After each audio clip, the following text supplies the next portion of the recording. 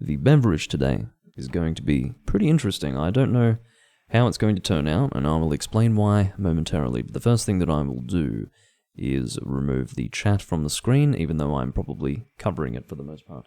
Oh, for goodness sake. I actually forgot to get my phone to monitor the chat, so I'm going to have to monitor it slightly differently to how I normally would, which is... I mean, to be honest, this works as well. No, that doesn't quite work. Whatever. Alright, well, I'm glad you can catch the stream before work, P-Berry. That's fortunate. After this quest, I will have to go and get my phone so that I can monitor the chats more effectively. I will take a moment to pour my beverage. It is mead, actually. I went and grabbed the only mead that you can really get in our largest supplier of alcohol in Australia that has physical stores. And I'm interested to see what it tastes like. I really don't know what to expect. I want to branch out and try more mead, so we're going to see how it is. I'm currently pouring it into probably the most appropriate glass that I could be pouring it into, at least among the receptacles that I own. So, this should be good. Big bottle for a big glass. Let's give it a try.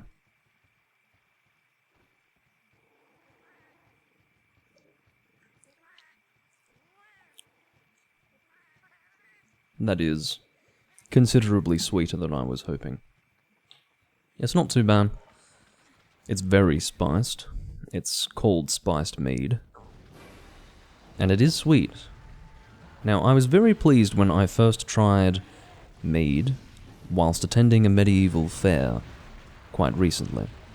It was a micro-brewery that seemed to specialize in mead. That is the mead that I tried. I'm pressing start to do the final attack of that combo because I've been playing too much dry. Oh look, the monster's limping already. I have done so much to contribute. It's all me, baby. It's all me.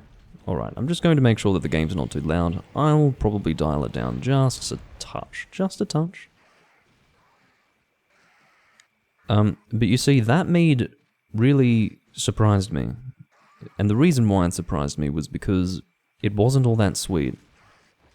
Because mead is brewed with honey, when I see honey as an ingredient, I immediately expect it to be quite sweet. I don't like very sweet things, and quite frankly, I'm not a huge fan of honey in general. I think the flavor is nice, but the sweetness is quite overpowering, and so it would be sensible for me to say, generally speaking, I do not like honey. The only exception, I think, would be Manuka honey, which I quite like. I don't know how much that's exported around the world, but most people in Australia and New Zealand have tried Manuka honey. It's very good. And that would probably be the exception. It's not too sweet for me to be able to enjoy it properly. Now, it was indeed a pleasant surprise to find that mead that I tried at the medieval fair, which I then had on camera, I actually brought a bottle home. It was a pleasant surprise to find that that was not particularly sweet. This, unfortunately, is quite sweet. This is about what I was expecting for a mead to taste like before I had tried what you could probably refer to as a dry mead. It's okay, but it's... Would I get this again? The straight answer that I can give you is no. I would not get this again. It's called Maxwell. And yeah, it's drinkable. I can drink it. I'm not gagging. I have consumed worse on camera prior to today. And that would be Vambuka. That was fucking disgusting. I believe that's what it's called, isn't it?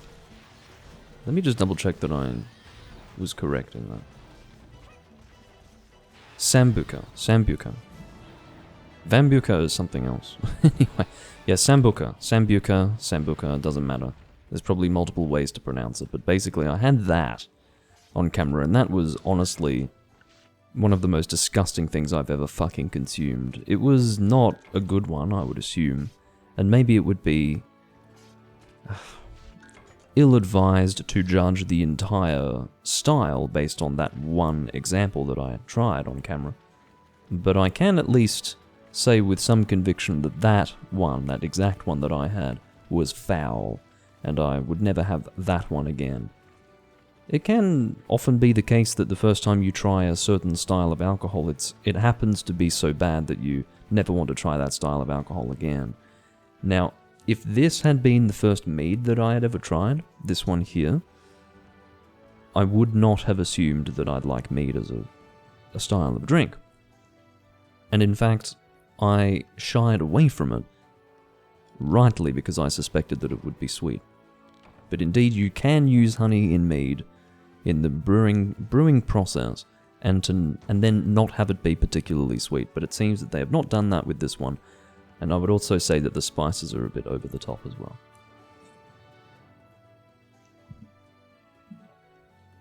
Ugh. Not sure about that one. I suspect that I will enjoy it less and less as I continue to go through it. That's my guess. That's my guess. I don't think I need an evade distance talisman, so I'm not going to take it. I'm not going to take it.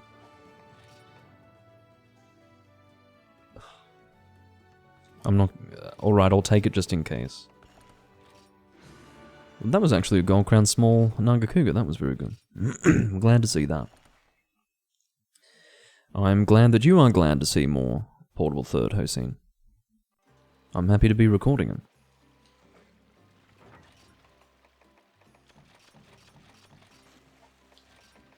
Now, let's actually top up this max potion. Not that I will be in need of 2 for the next hunt. I don't think anyone departs on a hunt with the expectation that they will require 2 max potions. But again, it's just in case I do. And it's good to stock up while you see that you can stock up. That's the logic behind that. Alright, so I will make sure that before I depart on the next quest, I will acquire my phone. I will go and bring it to my recording setup so that I may more comfortably monitor the chat. Flash flood, isn't that? No. I don't know why I saw flash flood and thought that it was Amatsuma Gatsuchi. Maybe that's... Maybe the word flood is incorporated into one of the weapon names or something like that. I was not expecting this quest. It is Green Nagakuga and Purple Ludroth. To be honest, I could keep the same weapon, but I don't think I will. I will change to something else. Probably... Should I keep with Thunder? I will keep with Thunder. But maybe we'll do Dual Blades.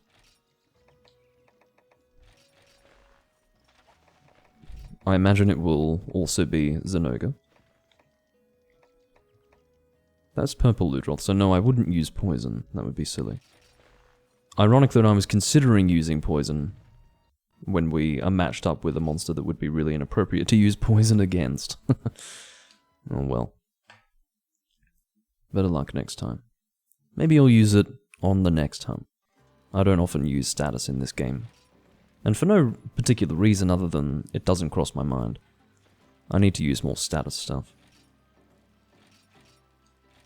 Alright. I won't ready up just yet. I'm going to make it look like I'm intensely preparing for the upcoming hunt by standing at the box. I'll be back in just a moment with my phone.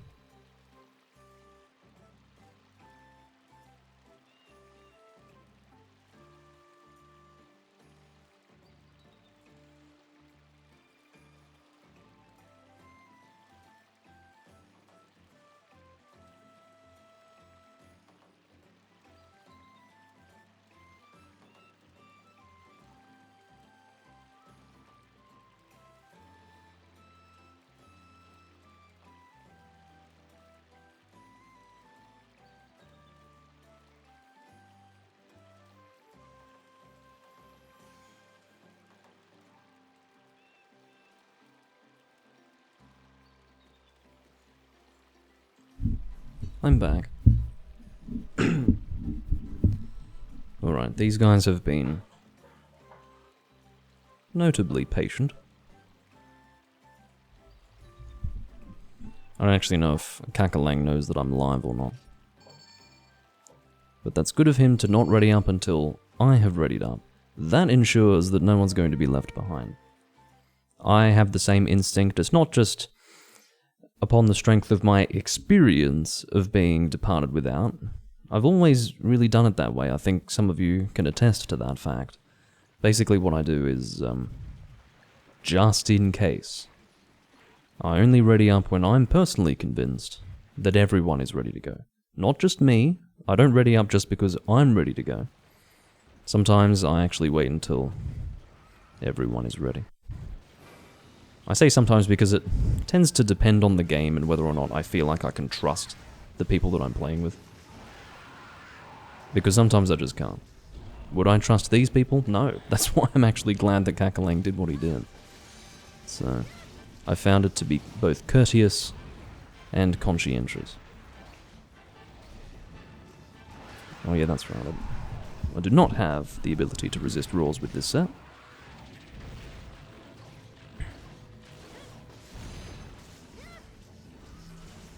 That was actually good. I managed to get the really damaging, what I would presume to be the really damaging attack, off on the face with the timing of that.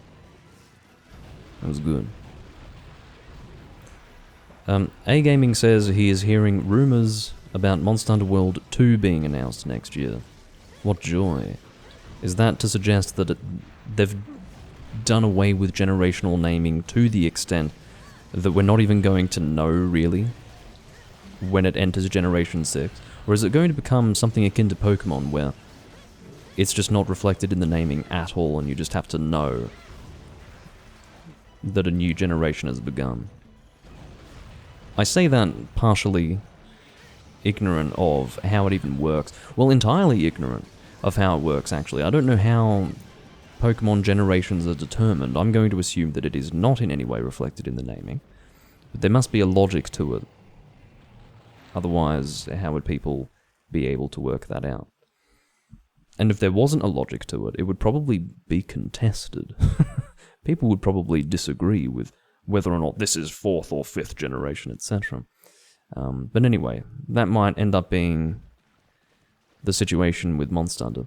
I see no other reason for Capcom to have done away with generational naming. It wasn't just to distance themselves from the way Monster Hunter had gone up until that point, it was also to just make it so that every single game was treated as its own thing. But I don't think that's how Capcom operates, and it's certainly not how we operate, so... yeah, I don't really agree with that. I'm sorry, these spices in this meat are just... the mouthfeel is actually bad. I'm sorry, like, maybe I'm just not used to it. Maybe it's unfamiliar to me to have these sorts of spices in my alcoholic beverage, but it's just... yeah... you know, when you don't... it's not quite wincing. It's not that you're wincing as you drink it. It's more like your mouth sort of... ugh. It's sort of like how you would respond to something quite bitter or very acidic. It's not that it's either of those things, it's just that your mouth is like... ugh. Like it contracts. That's my reaction currently to it. It wasn't initially, but now it is, because my body knows what I'm actually putting it through every time I fucking take a sip. Anyway. Well, no, not the mead that I had before. The mead that I had before was quite, I would say, mild in flavour and quite refreshing. It was just a little different. It was mild in flavour, but it had flavour, and it was tasteful and tasty. But this is quite intense. You know, the spices that it uses are very upfront and centre, and I don't know if this is the nature of mead, if that is what I can expect with mead going forward. I don't know if it's a style that I like. I've literally only had 2 now, including this one, so I am not in a position to judge whether or not I like mead, but especially because I've had 2 opposite experiences between the last one and this one. This one, it will not be enjoyable to go through. Like, to get through all of this is not going to be fun, but I'm going to do it. And maybe I'll be increasingly informed as I drink it. Maybe I'll start to pick up more flavor notes or different complexities of what I'm drinking, but at the moment, disappointed. Not enjoying it. Who is Kish? What's he doing?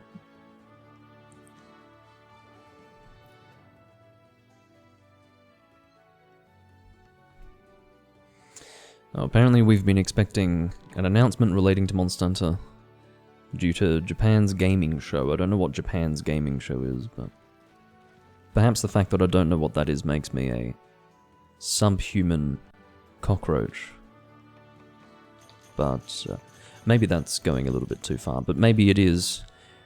Maybe your reaction would be one of incredulity, considering that I do play Japanese games. The fact that, I mean, I know Tokyo Game Show, I know that, but what is Japan's gaming show?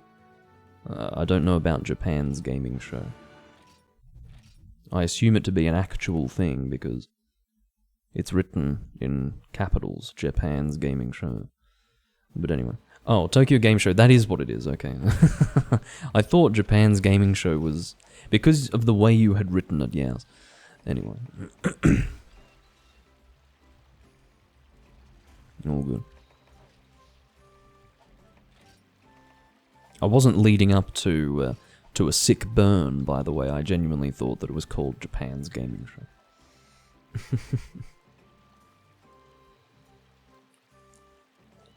Tifa says, you need to know Kish is famous for being King Gay.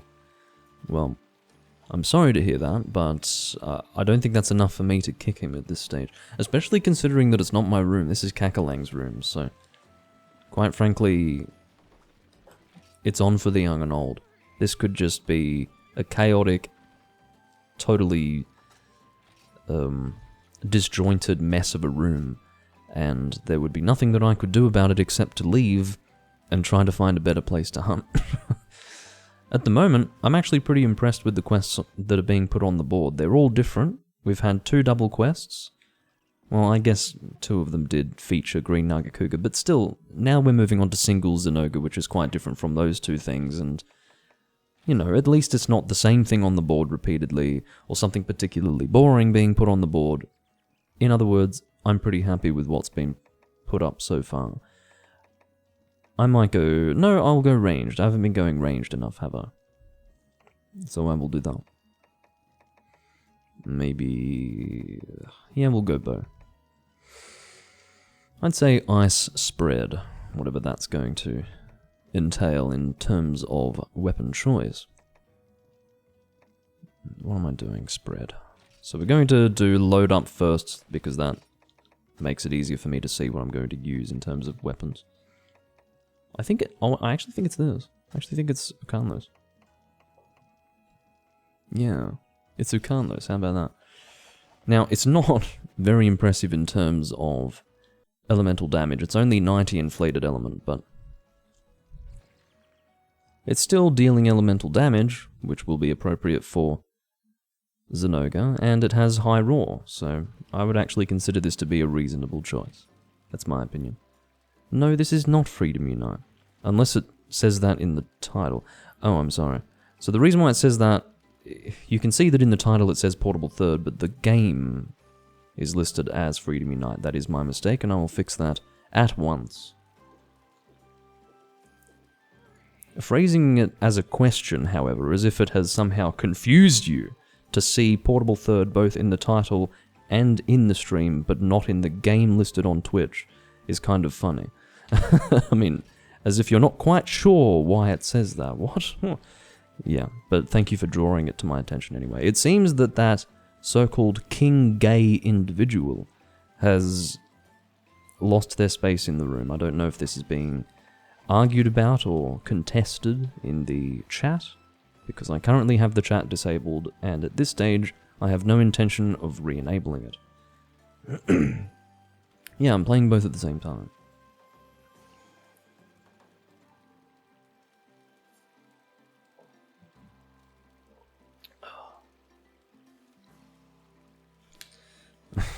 You haven't played with the Monster Hunter community in 4 years now. That's what A-Gaming says.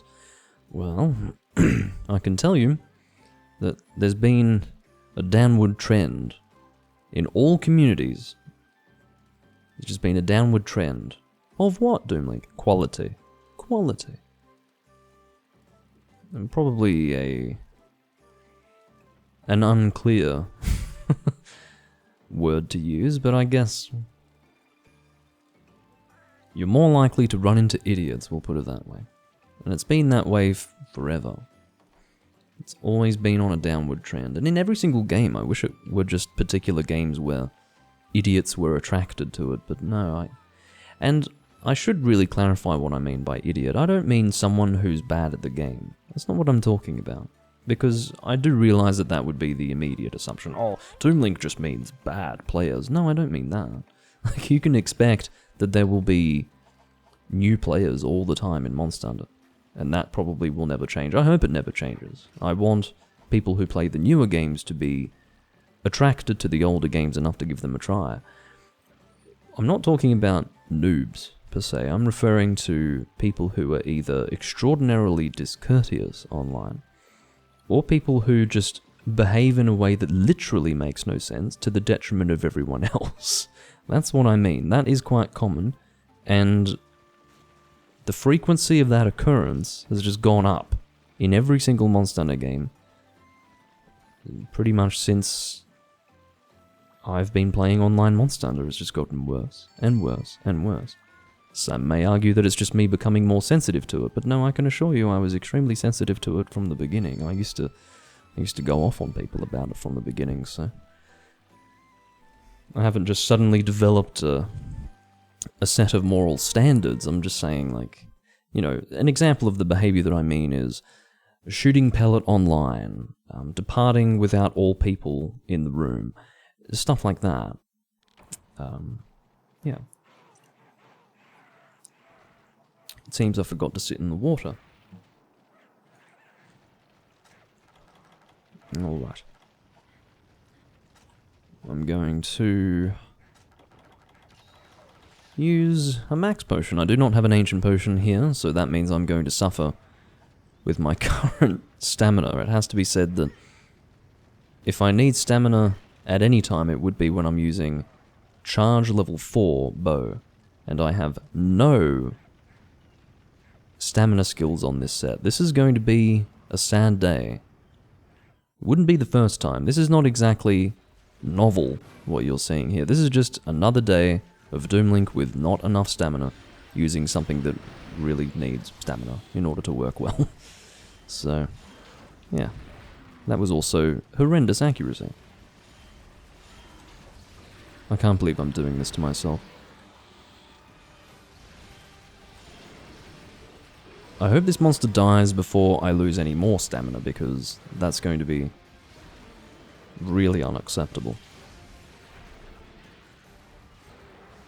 P-Berry is now screaming aggressively in the chat about how this is classic Doomlink, because I think it's starting to weigh on him. He's becoming weary of my, quite frankly, negligent organization. Yeah, I mean, well, this is the thing. I mean, oh, we've got to sleep. It's kind of rare. At least we've got everyone here to take advantage of it. That's a good start. Now, who's detonating? If you fucking shoot it directly, you bastard. Anyway. See, now, when I get upset about that, that's not because I'm getting upset about people being, you know, idiots in Monster Hunter. That is just someone who doesn't know better. And that's okay. But do you know what? I'm also allowed to get upset about it, okay? So this is why I need to make the distinction between, you know, idiots, as I mentioned before, and people who might happen to annoy me a little bit. You know, I'm not going to sit here and just lay into Indy for the rest of the hunt because he doesn't know that we don't want damage from his bow to be the wake-up. We want a Barrel Bomb L+ to be the wake-up. Now, obviously it's only going to be one Barrel Bomb L+, but I imagine that it would be more damage than that shot that he made. I could be wrong, maybe it was well targeted, but usually when people shoot to detonate, they don't do it to hit the head and then have that be the wake-up hit. If they detonate in that fashion, it's usually because they don't realize that there is a multiplier on the wake-up hit of a sleep. But anyway.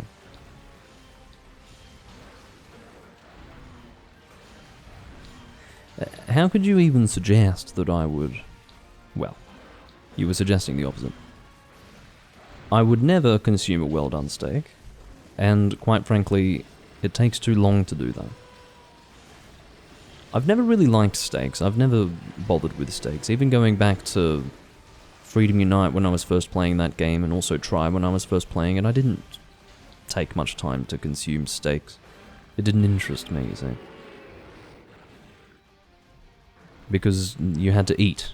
I didn't like the animation. It wasn't practical. It didn't seem like it was something that I could reasonably do during a confrontation, whereas drinking a potion was something that I could do in confrontation. So I very much like energy drinks. I liked dash juice and the like. But steaks, nah. And then when I got lazier and became more casual, I started to try and... Why are you limping in that direction? That's strange behavior. I don't know what you think is over there. It's certainly not a sleeping area. At least, not as far as I'm aware. I don't think Zenoga sleeps over there, but maybe specifically in Portable Third he does. Can I just say that the team damage is pretty impressive. It's a single Zenoga, he does not have reduced health, and he's having a fucking bad day. I'm glad that he's probably going to die before my stamina drops at all.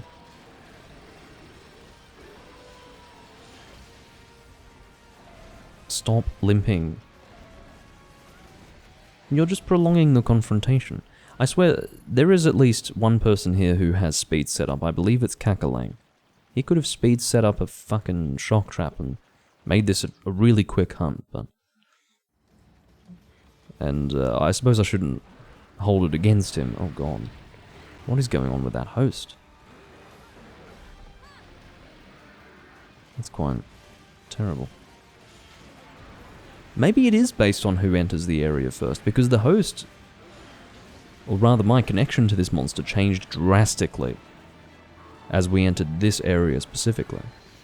I always had it in my head that, well, it has to, right? I thought it was based on who posted the quest, so red player would always host, but you never know. Maybe that's only the case when you've got a double monster, but why would they change that? I don't know. It seemed as if my connection to the monster changed drastically when we entered this area, which would suggest that it is based on who is seen by the monster first, much like it is in all of the other PSP Monster Hunter games. But I thought we had established that... Oh, I see. It looks like Indy... You can see he's actually now dropped off. I think he was having some sort of internet hiccup, to put it lightly. Yeah, so in my opinion, the fact that he just disconnected proves that it is in fact him who is the host, and yeah, his internet just happened to shit itself when we pursued the monster into this area. Look, Wonderlord, I think it is specific to Portable Third. It's not just that Zenoga went to Area 10, he actually limped in this direction, which makes no fucking sense to me.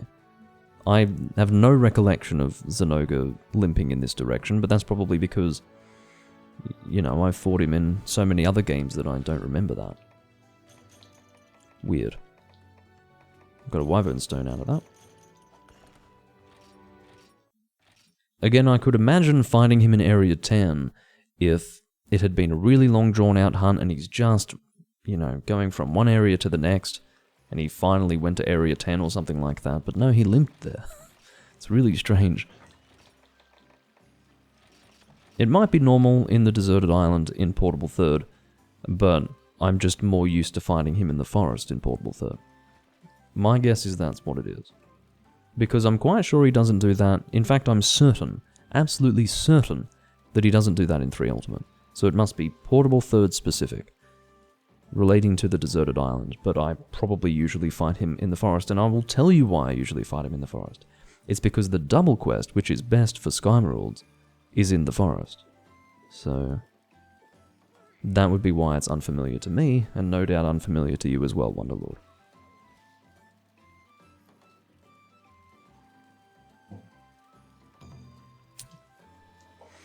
Hello, Yara Tabs Gaming. Welcome to the live stream.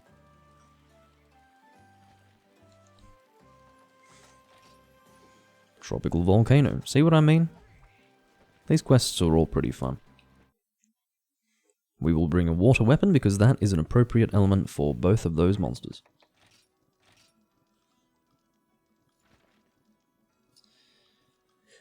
Okay.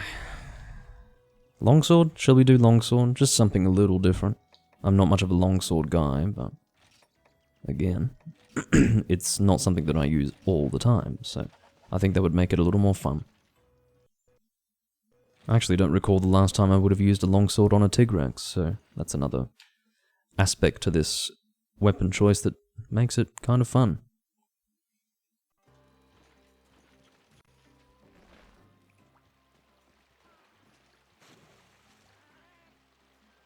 Can I just say as well, just as sort of a general announcement for my Twitch channel, I do realise, and it was drawn to my attention by Peaberry, but I do realise that my Twitch channel is quite bare bones. It is this way by design, to be honest. I want the product to be the point, not everything else. And you can also tell that the way in which I make live streams is very simplistic, bare bones, no bullshit. It's me in the game. I like it that way, and it will stay that way. But I do admit that certain aspects of my Twitch channel can be improved upon, and should be improved upon, and I will endeavour to do that soon. Namely, emotes and things such as subscriber badges to reflect the number of months that a person has been subscribed for. I want to do that, I just need to find the time to do it. I think I tried to do it I know I tried to do it a long time ago. I think, this is where I'm not so certain, I think I did that about 1.5 years ago, or attempted to do that 1.5 years ago.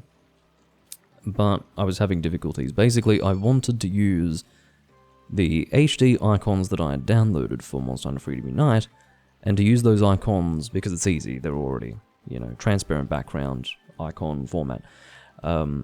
Well, I don't think it needs to be a .ico, but the point is that it's quite easy to make that work for my Twitch icons for subscribers, but I seem to remember having difficulty changing the color of those icons. I don't know why, it was some technical reason, probably relating to the fact that I am inept when it comes to graphic design, and anything relating to digital graphic design. But, yeah. I guess I just forgot after that and never got around to it, which is my problem. Yes, I already had badges in mind, and have done for some time, just to show, the different levels of commitment that subscribers have to the channel, I guess. And also seniority based on length of time subscribed. That's really the idea. I shouldn't really describe it as commitment, it's more like how long a person has been on board for. That's the idea.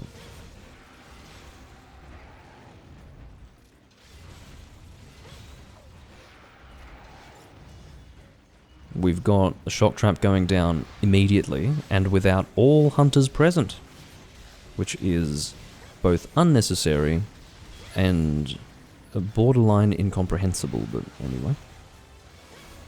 At least he didn't put it down during the monster's rage mode, because that would be even less sensible.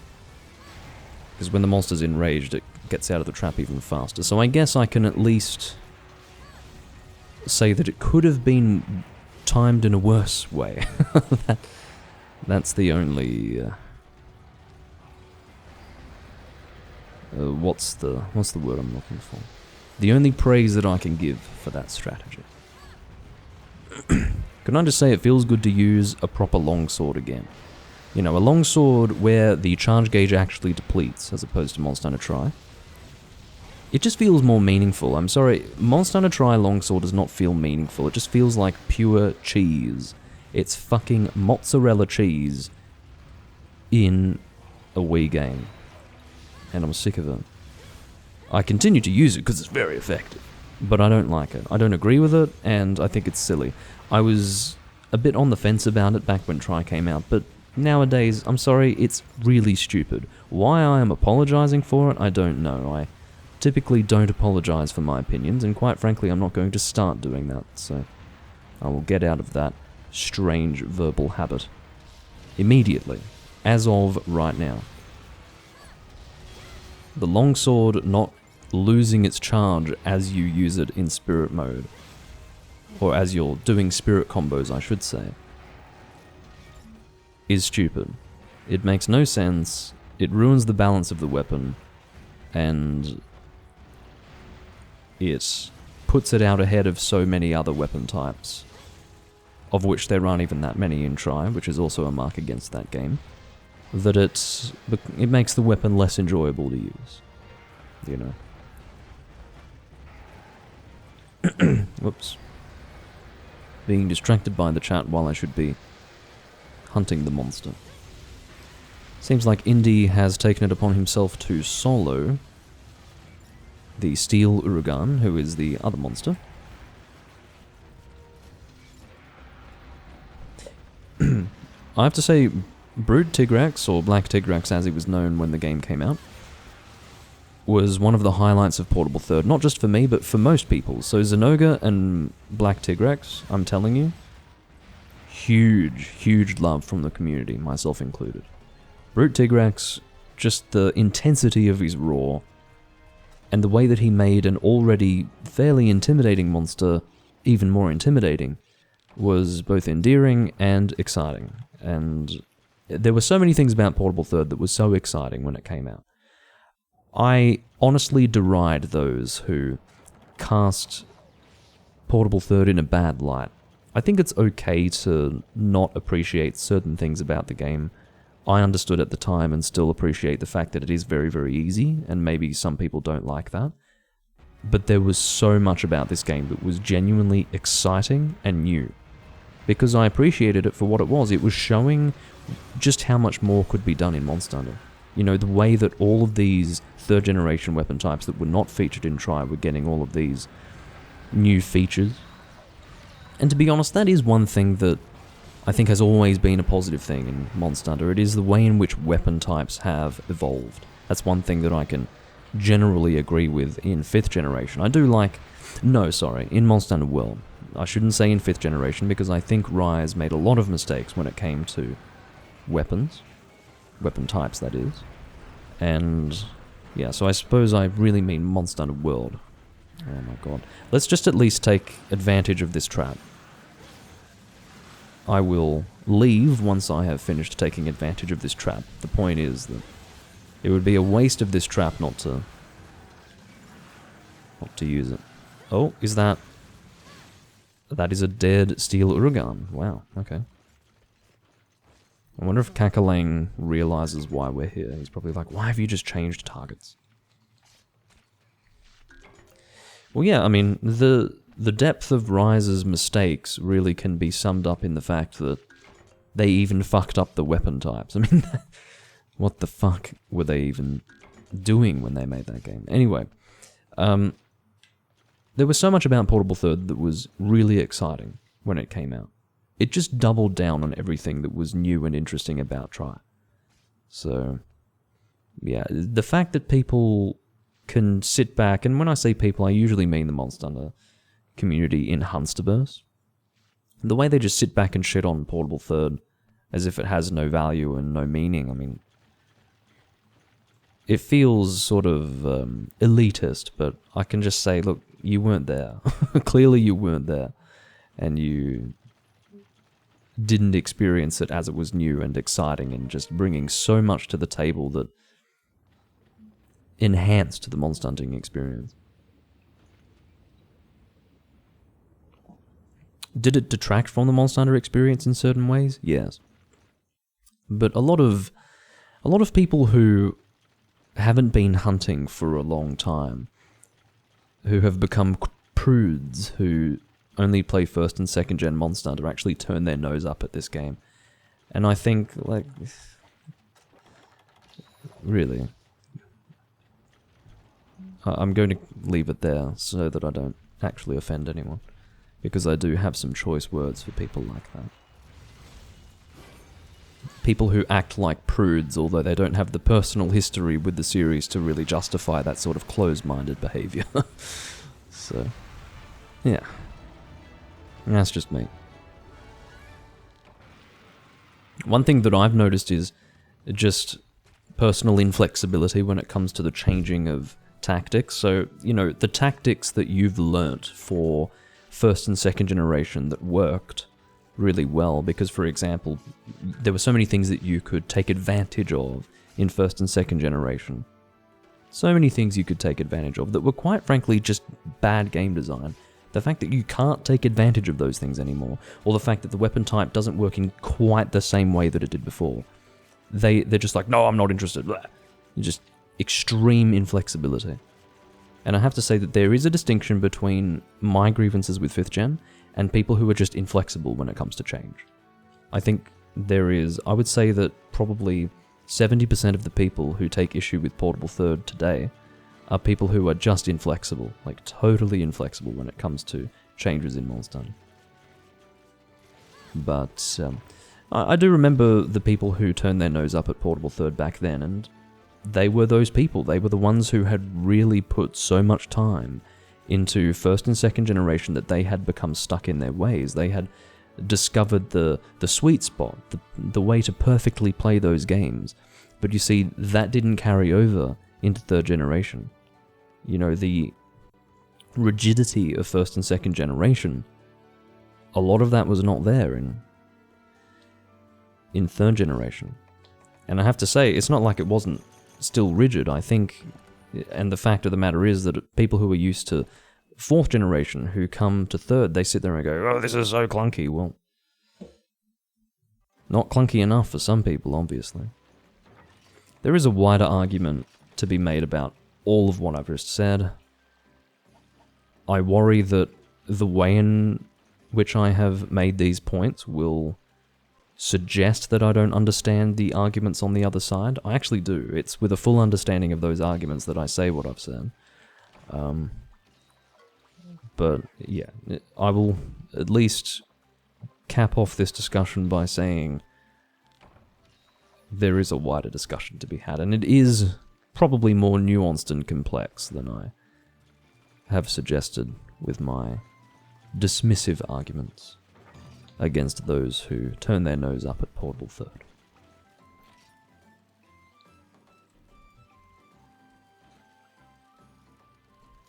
Alright. In the tensed misty peaks, what? Oh. Excellent. Great Jaggy, I can't wait. So Rathian and Zenoga.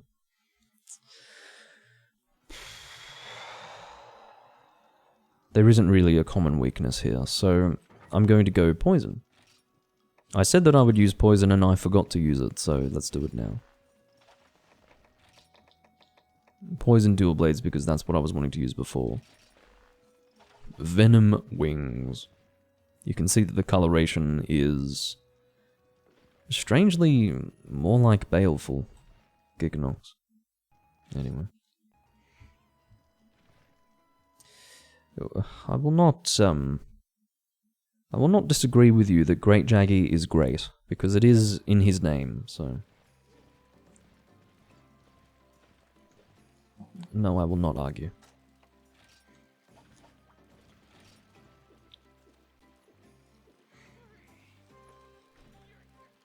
I remember typing Great Jaggy into Google Images back in 2010 and getting pictures of, I don't know, Arabic rulers or Indian rulers. I say rulers, probably more like people of status in either South Asian or Middle Eastern countries. I say that as vaguely as I do because I have a vague memory of it, but I just remember, you know, typing Great Jaggy and it just came up with you know, some Arabic-looking man with a headdress. I think. But anyway. I'm sure it doesn't come up with that anymore. Maybe you can still find that, but... yeah, you probably get more Mondstadt results nowadays. Well, that's one point to make, and that is that it's not just the fact that they're more avian, it's that, and that is assuming that you're referring to, like, Great Jaggy. I mean... oh, quest party dissolved. Has there been a disconnection? I think so. I will make a point about Great Jaggy, Great Baggy versus the Prey and Drome monsters. Much better. They're much more inspired, they're much more interesting to fight, and while there are less of them, they're just better. And better again, another improvement upon that is Great Macau. And then you take a few steps backwards and we get Great Jagras, you know? I mean, Great Jagras is interesting, but I find that he's pretty poor compared to the likes of Great Macau. Just want to make sure that we're not pretending like it's going in an upward trend in every single iteration of Mondstander. I will be forthright with all praise that I can give for Mondstander World, but I'm not going to allow anyone to think that that everything improved in 5th generation. I do not want to give off that, or lead anyone to that misapprehension.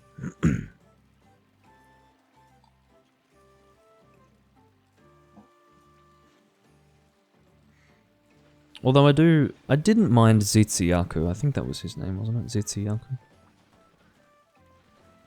Kuluyaku didn't interest me, though. Didn't like that little prick with the egg. But Zitsu was interesting. Sort of closer to that of a drone monster, really. Very, very 2nd or 1st gen in feel for a 5th gen game, actually. Maybe that's why I liked it. Bit of a throwback. Okay, we've got our quest on the board again. I will confirm once again that I've actually sat in the hot spring. I've even gone so far as to drink a drink. I guess consume a drink would be less repetitive. But yes. I have to say that this mead is shit. What I'm going to do is I'm actually going to... Oh, but how does it keep? How does mead keep? I've kept it open, unfortunately. I don't know how mead keeps. I mean, it will be refrigerated, obviously, but... I see my partner in 2 days' time. I want her to try it. I want her to know what this mead tastes like, because she tried the other one with me. And I'd like for her to taste this. She'd like it. She likes sweet alcohol. Who am I kidding? But yeah, you know what? I'm not going to keep it just in case it doesn't keep. Just in case it won't be the same in 2 days' time. I will pour it into my glass. Ugh. Disgusting.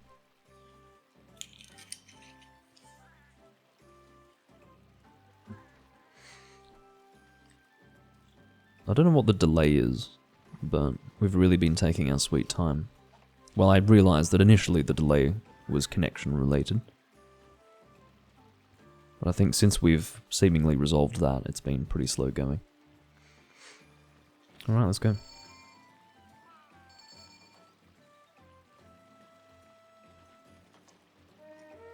Yeah, for anyone who wants to try this along with me, you've heard my impressions of this mead.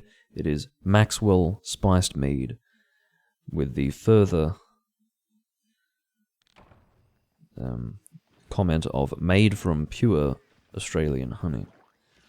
Maxwell Mead is made by fermenting pure Australian honey using a method as old as history to a recipe perfected by the Maxwell family over 3 generations.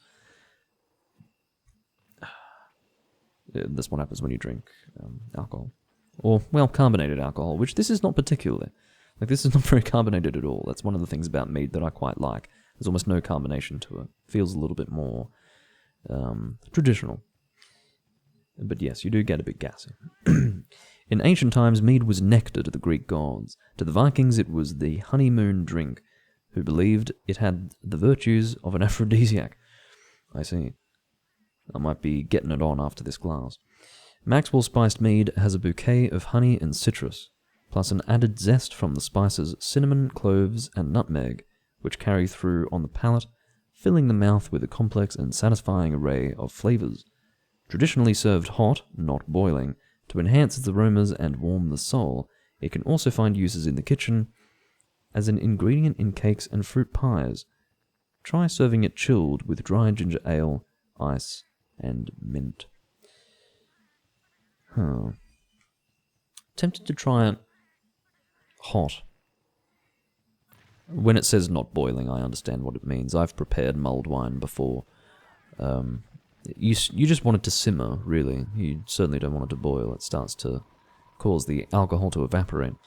But, yeah, I could try it hot. Maybe it would be nicer. In fact, I'm certain that it would be nicer hot. Because if it's not good cold, it might be... It's either going to be nicer or worse. Hot, so... possibly nicer, I don't know. Apparently 2 of us started in that secret area. Did I end up with Explorer? I didn't end up with Explorer. Maybe I should have at least tried to mine, but I don't think I... Oh no, I do have pickaxes. Well, I should have mined if I was in the secret area. I didn't even notice. I was too busy discussing whatever I was discussing. By the way, it's not just one Great Jaggy, it's 2 Great Jaggies that we're dealing with today. Not just today, but in this quest. To be more exact.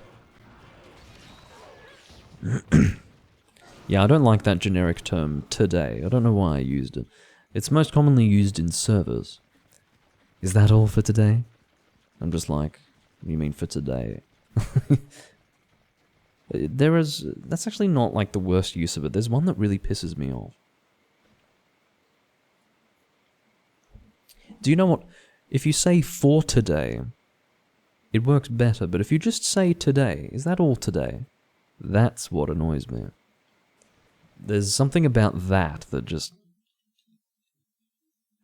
Well, I was going to say grinds my gears, but that sounds too American, so I'm going to say that cooks my goose. That's so much better. That cooks my goose.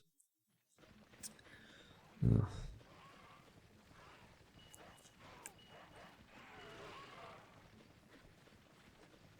But yeah, it's stupid. And it annoys me. Looks like we have set up a trap for Rathian. I don't think she actually... Oh no, she does descend there. Look at that. Are we going to... No, that's... It's more fun to detonate and make her fly down, but I guess it's not required if she's going to be in the trap anyway. The reason why I'm not demon dancing the head is because I do have a hunting horn user who has priority when it comes to the head.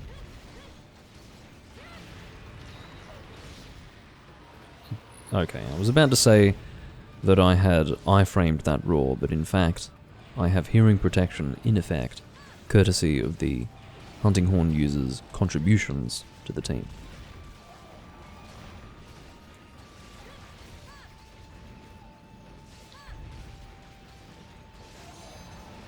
Okay. Interestingly, well, it's probably not necessarily interesting, but...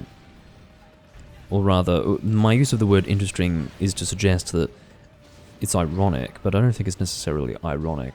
I think Rathian is still weak to poison, despite the fact that she uses poison, but it depends how much we want to consider her tail to be separate to her as a monster. But I guess at the end of the day it's growing off her, so she should have some resistance to it. You know, she can naturally produce barbs on her tail, or spikes on her tail that contain poison, or venom of some kind. You'd think that there would be a resistance in the creature that produced it to poison or venom, but I don't know.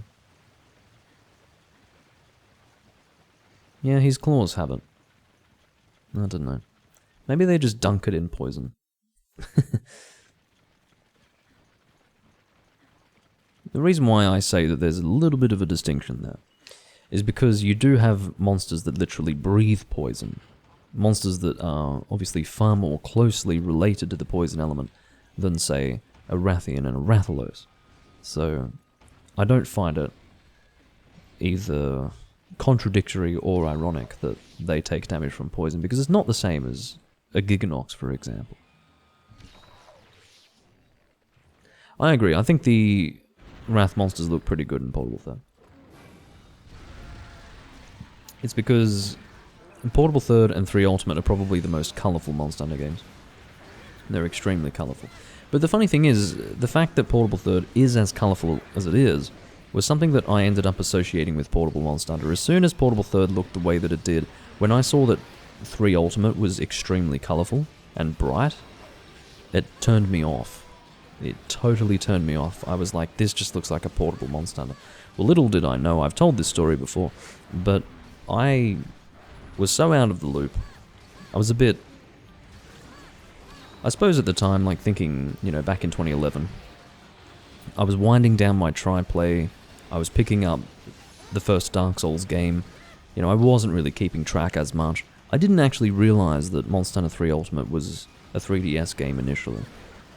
I did know that it came out in the 3DS, but I didn't realise that it started out as a 3DS game. So technically it was Portable Monster Hunter, but as far as I was concerned, this 3 Ultimate game looked far too bright for a stationary console Monster Hunter. Ironically, it was a Portable Monster Hunter, and it really felt like it. I don't know why I didn't realise it sooner. But yeah.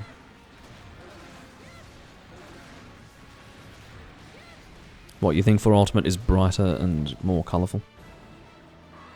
I don't think so, personally, but... yeah.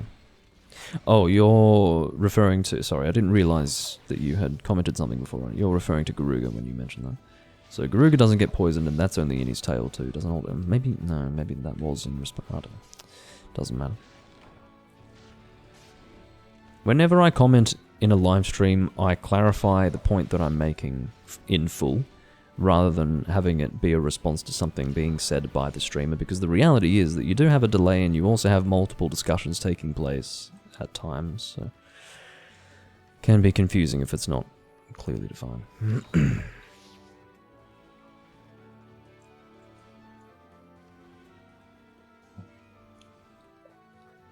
I consider 4 Ultimate to be a halfway point in brightness between Tri and Portable Third. I don't think it's quite as bright as Portable Third, but it's definitely not as washed out and dark and muddy as Tri. So I'd say 4 Ultimate is probably brighter. Look, traditionally Monster Hunter is not bright. Monster Hunter is very earthy and rustic. That's referring to Monster Hunter 1, DOS, and Tri. That's what they look like. 4 Ultimate is definitely in the bright category of Monster Hunter. It doesn't look like a traditional Monster Hunter game. But as far as the bright Monster Hunter games go, I don't think it's the brightest. I think Portable Third and 3 Ultimate are just full on. I mean, just look at fucking Port Tanzia. Look at Port Tanzia, look at the loading screen of Portable Third, look at the heads-up display of Portable Third. It's so fucking colourful. Those games are really colourful. Look at the heads-up display of 4 Ultimate. It looks like someone's like got an image file of a Monster Hunter clock, smeared it with mud, and let it just look all blurry and distorted. And then they made that the clock for the game. I'm sorry, but 4 Ultimate's heads-up display... Why do I keep doing this I'm sorry business? I don't know where that's come from, it needs to stop. But basically, 4 Ultimate's heads-up display is the most ugly fucking heads-up display I've ever seen. I don't mean the whole user interface, I really just mean the clock, the health bar, the stamina bar, and the item scroll. It's just, it's gross. Anyway.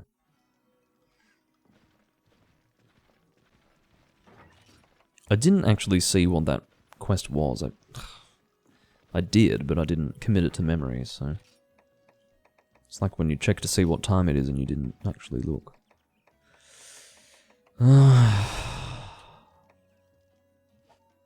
Something raw-based, maybe.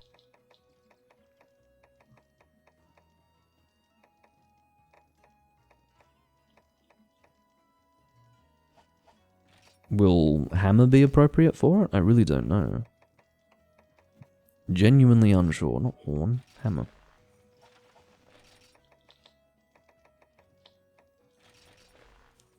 I hope it is. Let's find out.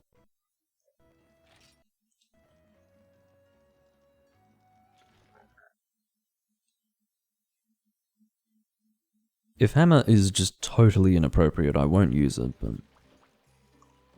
if it's somewhat doable, I'll give it a try. horrible march. Hunt the main monsters. Nibblesnuff, Diablos, Black Tigrex. Let's do it. Let's do it.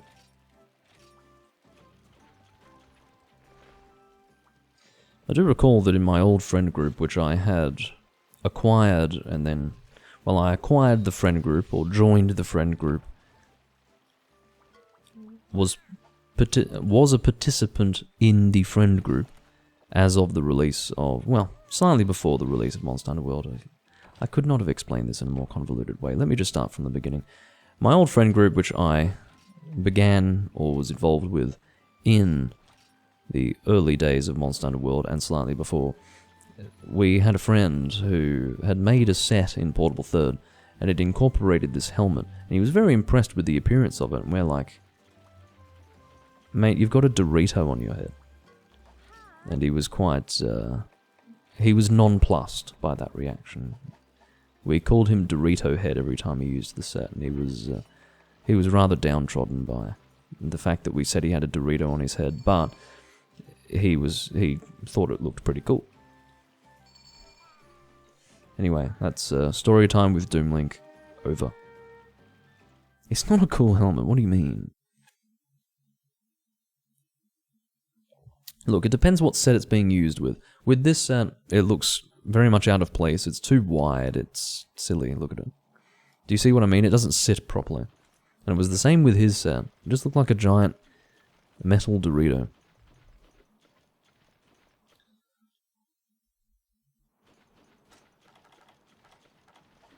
Can I just say that I don't like Doritos, by the way?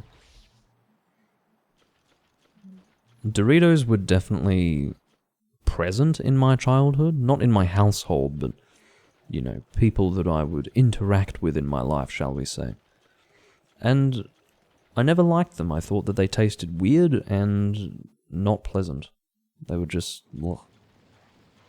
I don't know why. I think it was just very different from all the other food that I ate. What are we hunting? Nibbles now? Indy is shooting something, I don't know what. Well.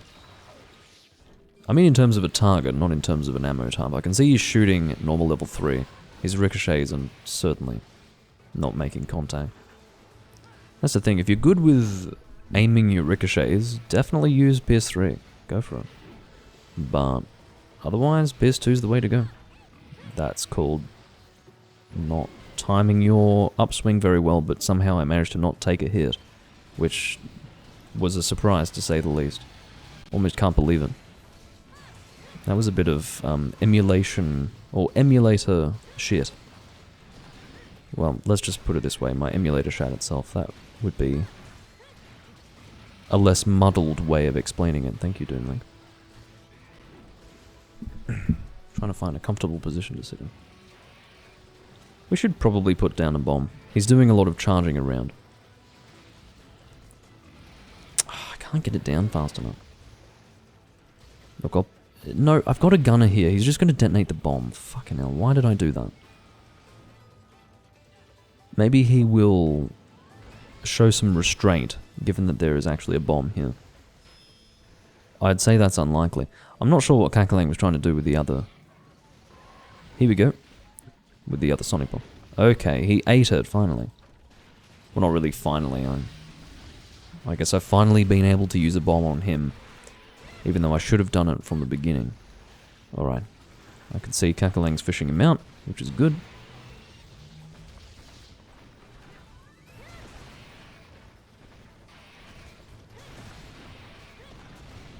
I will assume that the tip of the nose is ideal for damage with the hammer as well. And he's fucking dead before I could even get a KO off. I'm thoroughly displeased by that scenario. Or that eventuality.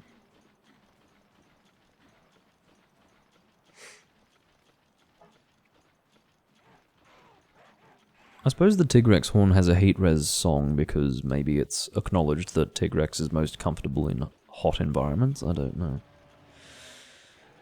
Which is silly because he first appeared in the Snowy Mountains in Freedom 2, so I don't know what that's about. Yeah, maybe I just produced an explanation out of my ass, because I was able to immediately dismiss that as a possibility. He's definitely not a monster that belongs in a certain locale.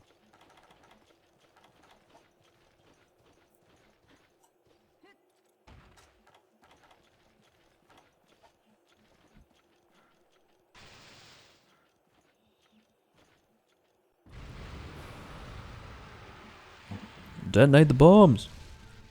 Yeah.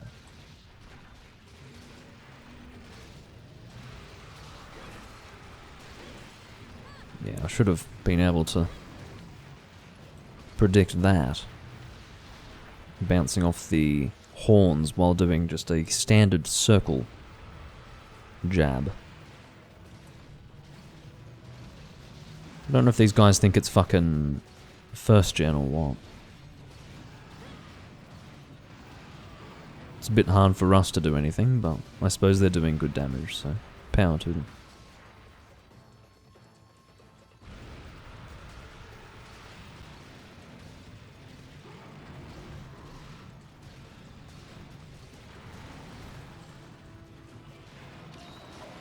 Should have been prepared for that. Okay, one horn's broken. Just trying to get in for an upswing during that flinch animation, but I was not positioned correctly. If it appears as if I'm not positioning myself correctly, it's because you're precisely right. And to give you a reason as to why, it's because I do not often use the hammer, okay? My positioning is usually good with hammer, but it's only getting worse as time goes on, as I have successive years of Monster Hunter play where minimal hammer usage is taking place. I'm just getting progressively worse. And I should really stop doing that. I should really stop staying away from hammer. What the hell is next? How many monsters are in this quest? Oh, it's Black Tigrax. Okay. Yes, that's true. It is 3 monsters.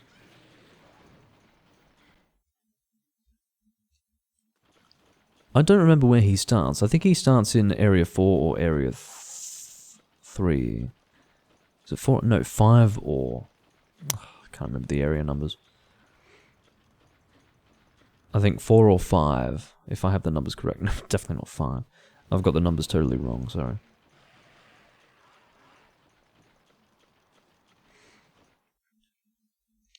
Here or south of here is what I meant. I'm probably wrong.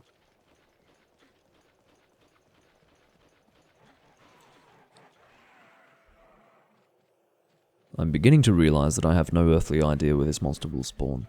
I just seem to remember finding him south of here, in the Baroth area. Well, it looks like Kakalang and Indy have made their way here. So, see, this is what I suspected. I assumed that the monster would spawn here. I just had no memory of him flying down here. Just that I have fought him here many times before. Let's get involved quickly.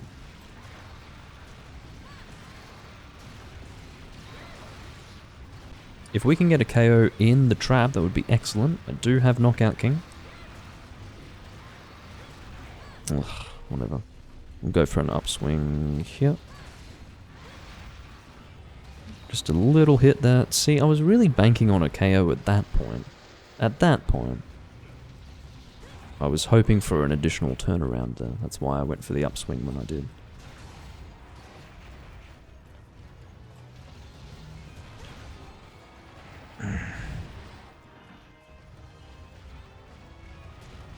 I have a feeling that knockouts were faster and easier to achieve in Try. That's my feeling. I'm trying to get a super pound turnaround. Can I do it?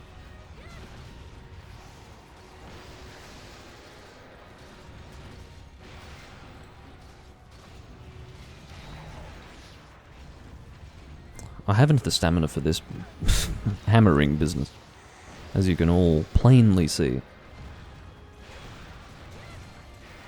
There you go. It was a bit delayed there, but that's due to the connection. Thank you. I unironically advised someone in the Portable Third chat some days ago to shoot crag shot at the head of a monster while there is a hammer user hunting. Now, that was entirely in jest and tongue-in-cheek, but here I am hunting with someone who has decided to incorporate that into their fucking gunning strategy.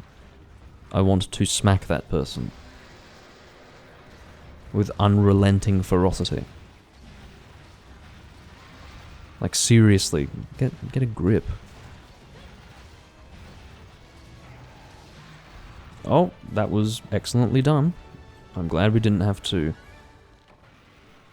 pursue him into the next area. That would have elongated the hunt by 30 to 60 seconds. Yeah, they fucking took my advice alright. I'd guarantee that that's someone who read what I said and was like, oh, that's a good strategy. They didn't question what it really meant. They were like, oh, okay, I'll do that. Fuck me.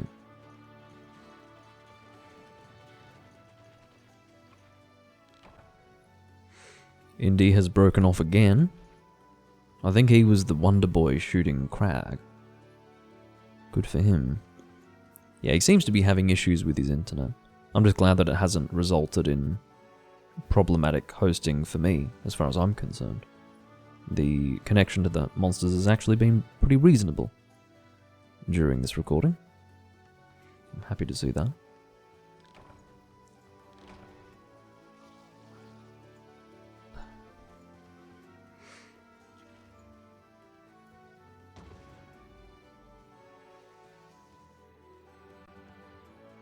That's a really weird final shot. Anyway. It must be the aftermath of a flash bomb.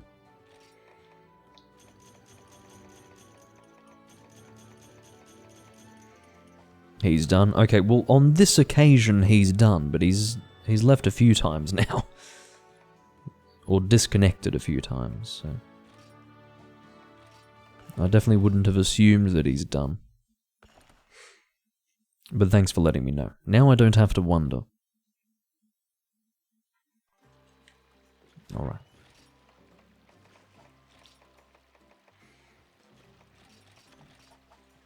Nope, I may as well take a Psychoserum as well.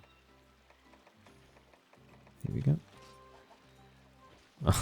I should have gone and taken a Max Potion as well, following my previous advice. But I've decided that I'm not really interested in going back to the item box to go and do that.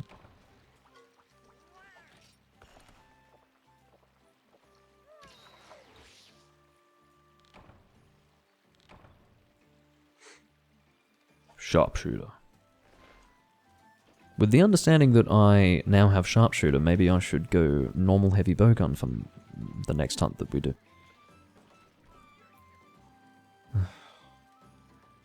Yeah, well. Mihu Cut has just landed. Quite frankly, I've been sorely missing your contributions in my Twitch chat. Also, P. Berry, thank you for the gift sub. How am I doing? I'm doing well. I've been worse.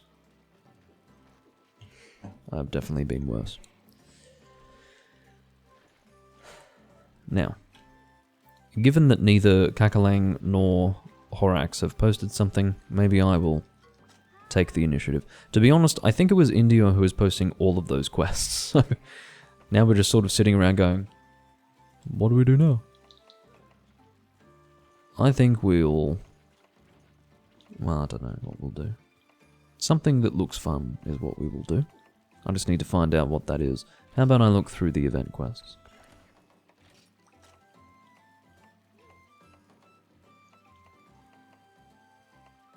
I'll probably avoid arena hunts. I'm not particularly interested in that. How about jump Agnoctor? Triple Agnoctor?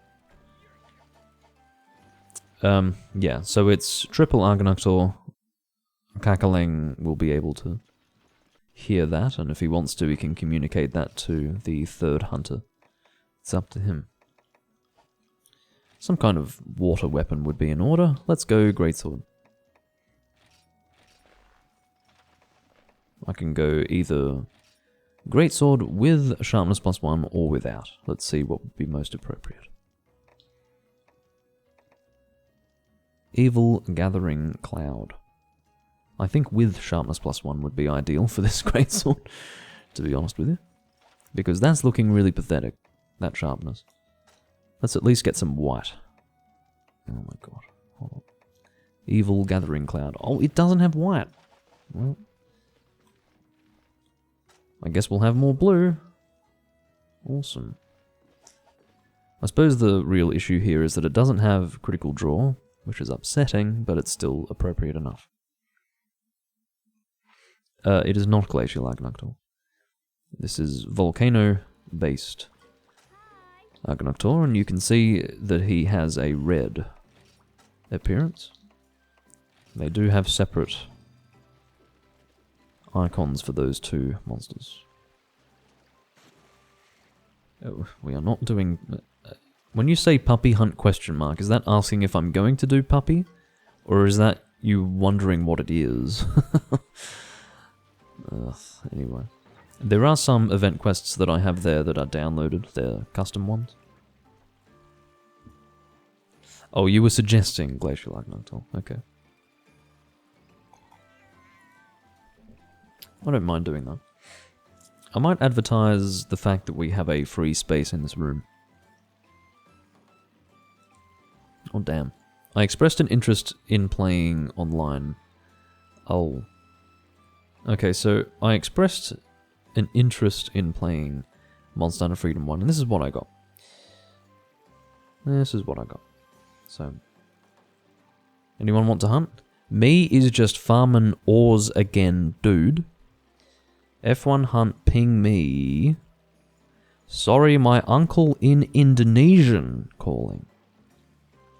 He didn't just want to tell me that his uncle was calling him, but in fact, that the conversation took place in Indonesian. And also... and then wants yo hunt. Christ. Anyway, you get the point. I only just realized that I got those responses. I thought that I would share that with you all. So I'm just going to let everyone know that we do have a free space. I realize that Kakalang and Horax would like to depart sooner rather than later, but I will at least allow the community 2 minutes to express interest in joining this room. I may as well share the Discord window.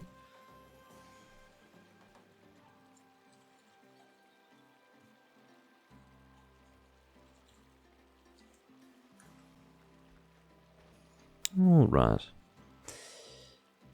I will now pay a visit to the bathroom. I'll be back momentarily.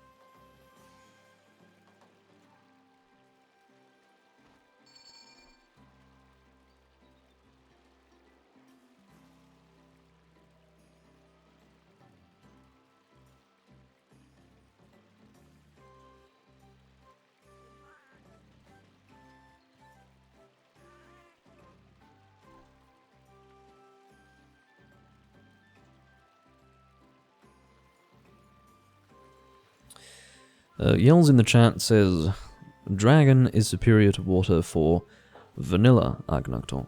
Now, I don't know if it's different for Portable Third specifically, but I can say then that in the case of Monster Hunter Tri and Monster Hunter 3 Ultimate, Dragon is only superior when the monster is hardened. So, I don't know. Like, maybe that's just your opinion that Dragon is generally better, but in my opinion, that's not the case.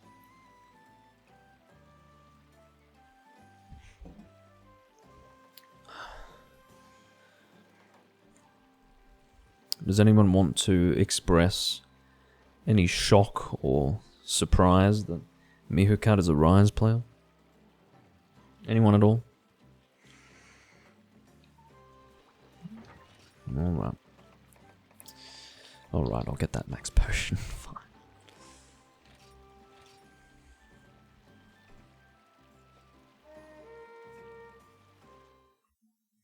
But no, I don't consider Dragon to be the ideal element for Portable Third. Well, I should say for Argonautor, unless it is different in Portable Third, which I don't believe that it would be. So, no.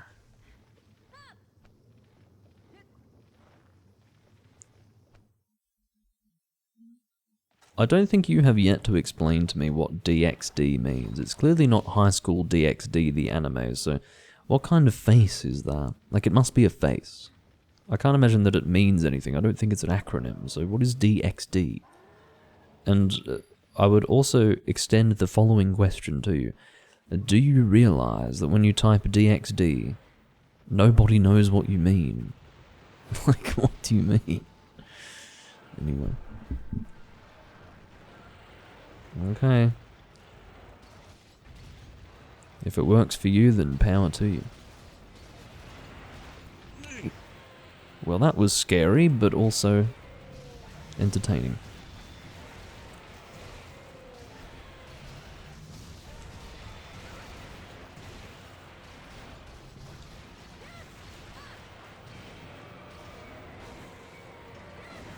Well, I'm officially bouncing, and I'm also officially being hit by the monster.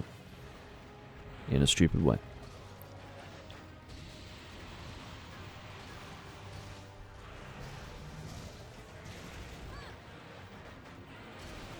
Well, I was lining up with the face there, but I should still be able to hit it. Almost. Almost.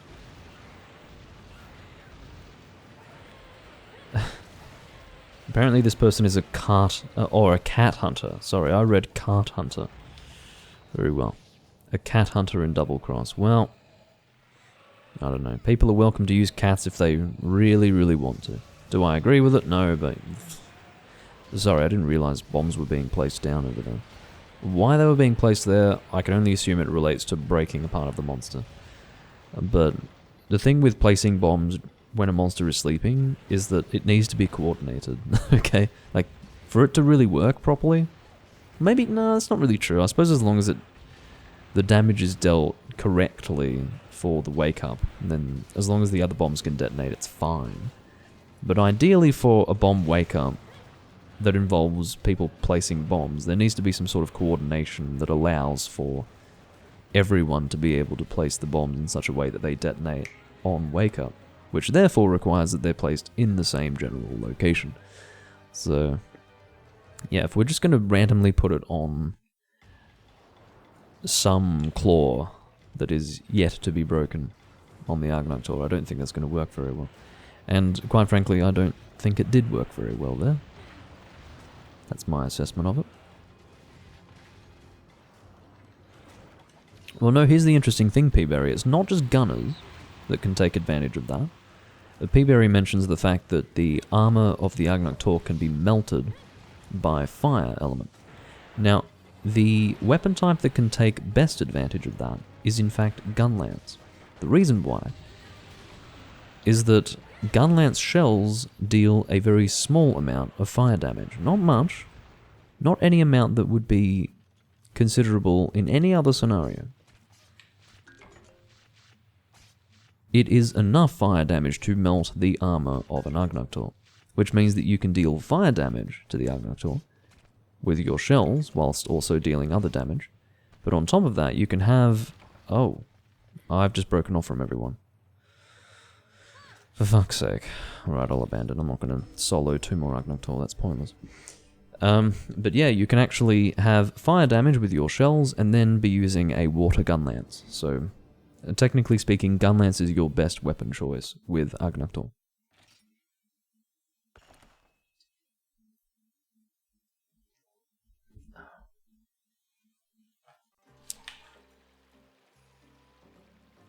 Yells, I want to hit you.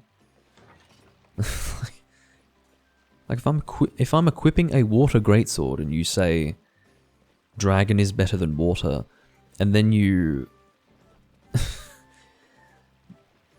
then say specifically dragon shots over water shots. Well, yeah, dragon shots are really strong. They're so strong that they're very fucking hard to make in this game. So yeah, that makes sense. For goodness sake. Anyway. Yes, I can imagine that dragon shots are stronger than water shots against Agnaktor, because I believe even when Agnaktor is not hardened, he does take damage from dragons, so it doesn't surprise me. Anyway. It looks like Horax came back. I don't know if he came back for me, or if he also disconnected. At this stage, I'm not sure. I'd like to assume that that was an expression of solidarity on his part, but he could have also disconnected, so who knows. Looks like we're all back. I don't really want to do that quest again, so let's do something relating to Glacial Agnaktor, because Peaberry did suggest it, and who am I to ignore a suggestion from Peaberry? Let's see what we've got here. Let's do Metal Gear Solid. What I'm going to do is we're going to... Oh, actually, I think this is on-site items only. No, it's a bowgun only quest. Let's do that. It's not on-site items only, so let's make it happen. I'm going to increase the game volume so that you can enjoy the Metal Gear Solid music that plays during this event quest. And on the basis that it's not on-site items only, but in fact, bowgun only, I'm quite happy to have us do this. Let's equip my Pierce set. I do recall, actually, ending up with Sharpshooter, saying that I would do normal heavy bowgun, and then promptly forgetting that I had ever agreed to do that. And that was not for the last time, I think it was for the hunt before. Anyway. I see that Mel, who is actually May, I have to say it's an uppercase I, not an L, which is very sneaky, but rather stupid, because that means everyone's going to call you Mel instead of May. I do realise that he's using Hunting Horn, but he's going to have to not use Hunting Horn, I suppose is what I would say. Evidently not watching the live stream, which is not a mark against him, but on this occasion it has disadvantaged him. Alright. I will actually take ammunition out of my box, because I have a lot of it. I have way too much ammunition in this game. Yeah, we'll take some Pierce level 2 out. This is a Pierce loadout, so... Does this rapid fire Pierce level 1? Probably. Let's find out. It rapid fires Pierce level 2, surprisingly. That's not too bad. Okay, and then I'll get Pierce level 3. I don't expect Pierce to be all that good against Baroth, but it should be good against, or rather acceptable. It should be effective enough against Glacial Agnaktor. Could have used normal, but not in the mood after having forgotten to use it with Sharpshooter.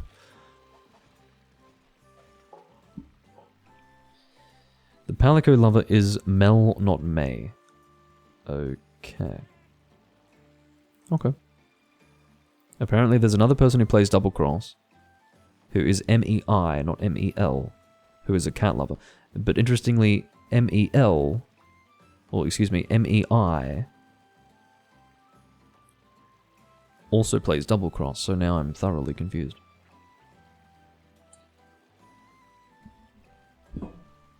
And just to illustrate what I mean, just in case you don't believe me,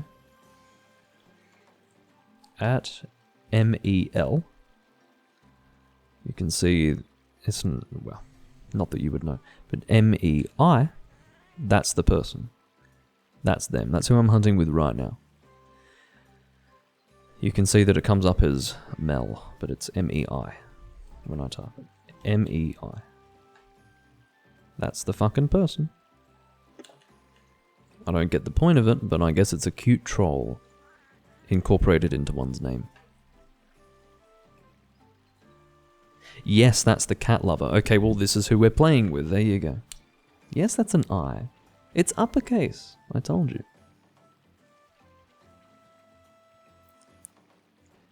Anyway. I agree. It's better to have a Roman I. I have always, like, for my whole life, I have written I's as a Roman I. Because to me, it makes absolutely no sense to have the same character for uppercase I and lowercase l. It's confusing, and it makes no sense. So my I's have always been Roman I's. For my handwriting. So... this is precisely why it causes confusion. It just doesn't make sense.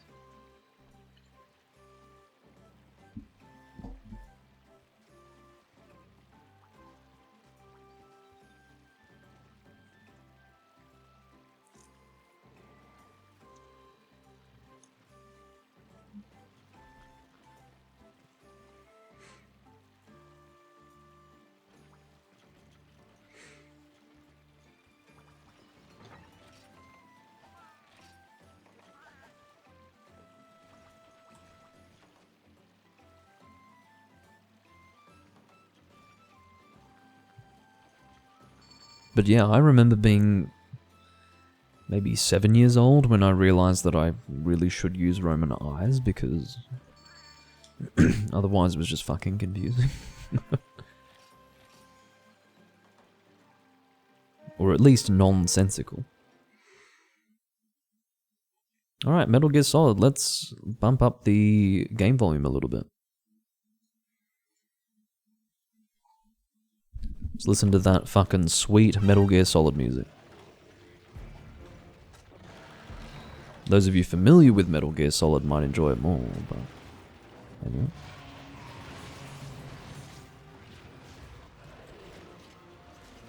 The point being that I'm not particularly familiar with it.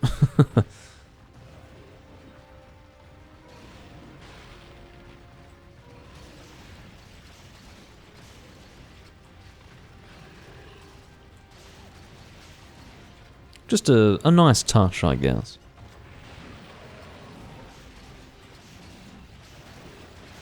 Not something you see in modern Monster Hunter games, probably. Well, no, they've gone even more extreme. They've brought the fucking characters into the quest. What am I talking about? Ugh. I'm sitting here saying, oh, it's quite interesting that they're willing to go so far as to bring the theme of the game into the event quest. Well, how about bringing creatures from other games, bringing characters from other games? Well, that's how they do it now, so I don't really know what I'm trying to suggest. I guess I was thinking in the context of 3rd and 4th gen Monster Hunter. It's not as common. But looking into 5th gen, no, they just completely... they went all in and decided to bring Geralt of Rivia. Okay, Geralt of Rivia. Couldn't believe it.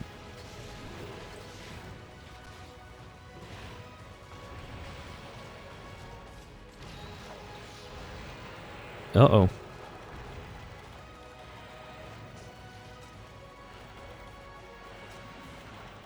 This music is so inappropriate for Monster Hunter. It has to be said, but it's also entertaining.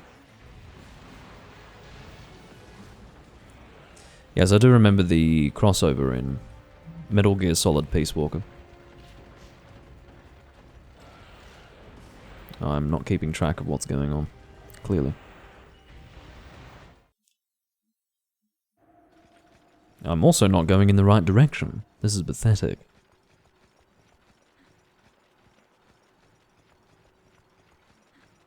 I'll have to play you guys my reaction to... That's the sound that you want to hear. That's the best part. I had missed that previously. I love that.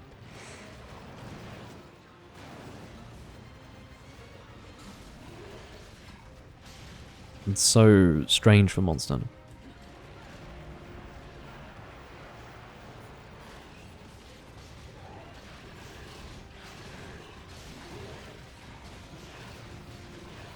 But yes, when the crossover for The Witcher and Monster Hunter World was announced, I watched the trailer and had a live reaction to it. It was the live reveal of the trailer.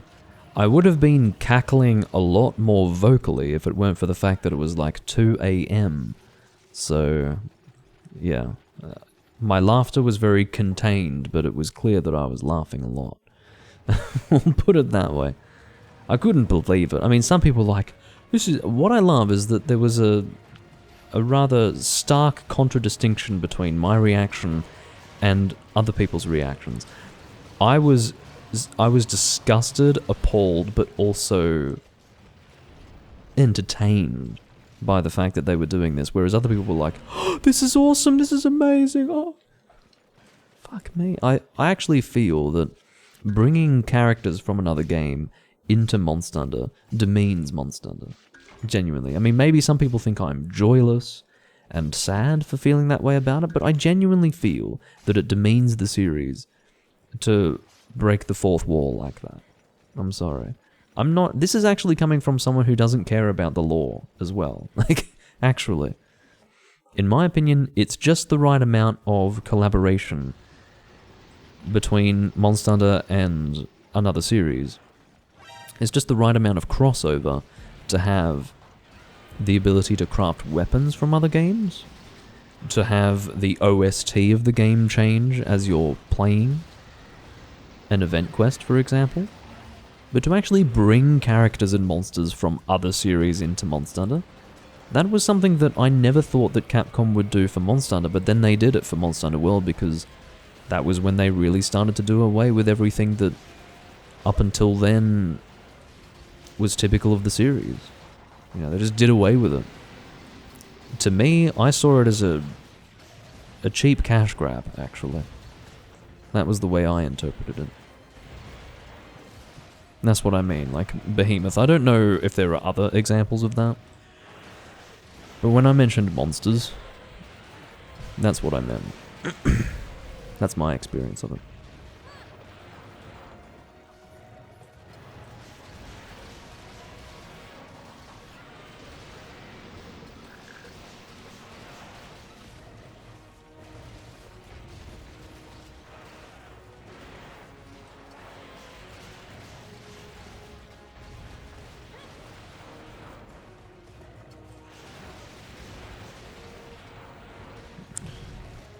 I need to stand a little further away from the monster, really. No, Kakalang has passed out. Down for the count.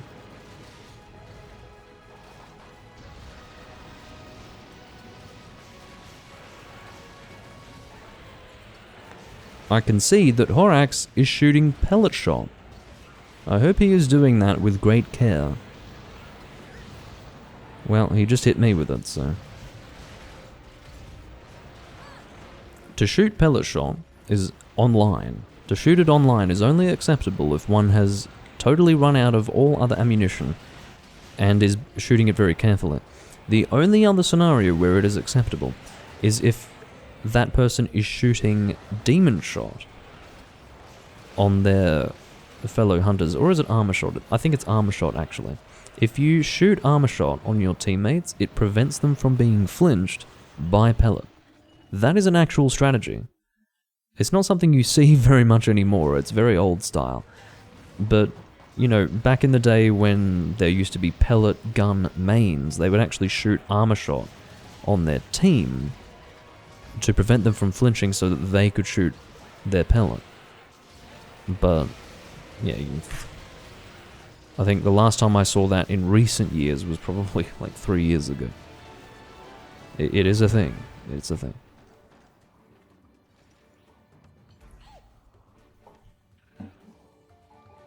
Oh, dearie me.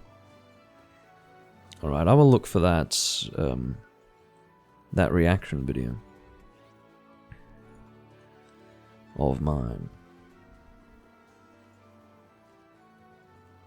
I'll search for it in my YouTube studio, it'll be faster that way. I'd forgotten the name of it before, but now I remember it. It's, well, at one time I had forgotten the name of it, but I do still remember it from when I refamiliarized myself with the name. It's called This Is So Bad. In fact, it's called This Is So Bad, Please Stop. It's a good name. That's accurate. Okay.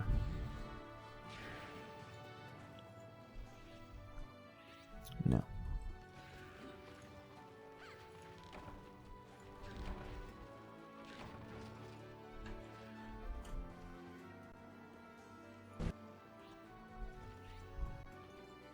I'll set it up once the quest is finished. Yeah, Doomlink reacts to Doomlink reacting to a live event, that's right. One of those rare moments. I almost never do that these days. Well, I don't recall an occasion where I did do it in the past, so I don't know why I phrased it that way. Alright. Let's mute the game. Let's change the game capture. Let's just use PC game capture, that's probably easier.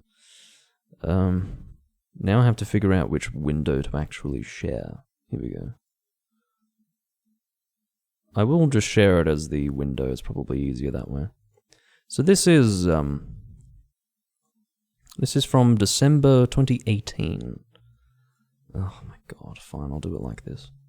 Sorry, it's a bit messy, isn't it? The important part is the audio more than anything else, but yes, this is 4 years ago now. 10th of December 2018. Let me handle this one, Hunter. Who is this guy? At a price, of course. Name's Geralt of Rivia, Witcher. No. Hold on. Hold. Damn portal. Oh no, this is so bad. This is so bad.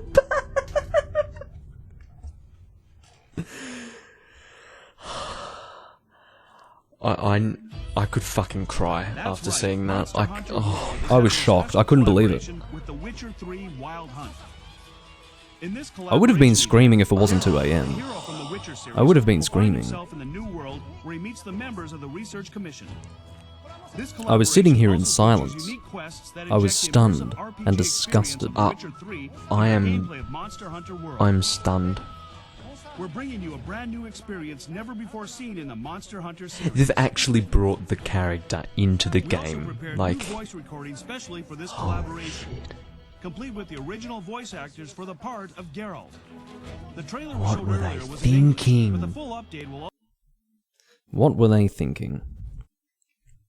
Yeah, it would have been a much more extreme reaction if I felt that I could react more loudly, but I wasn't able to at the time. I didn't want to wake up the whole neighborhood with my screaming, quite frankly. I would have been, as they say, hollering at the top of my lungs. But, yeah, I decided not to do that. But yeah, it was just absolutely ridiculous. Totally ridiculous. Oops, don't know what I just moved there. Alright, PC game capture. There we go. And game volume back on.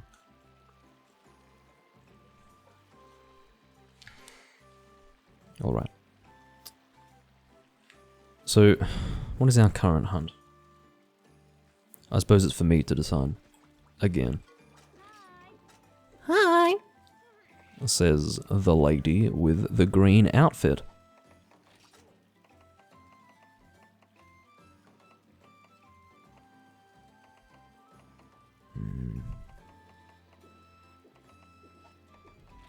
I suppose I can look through the event quests again.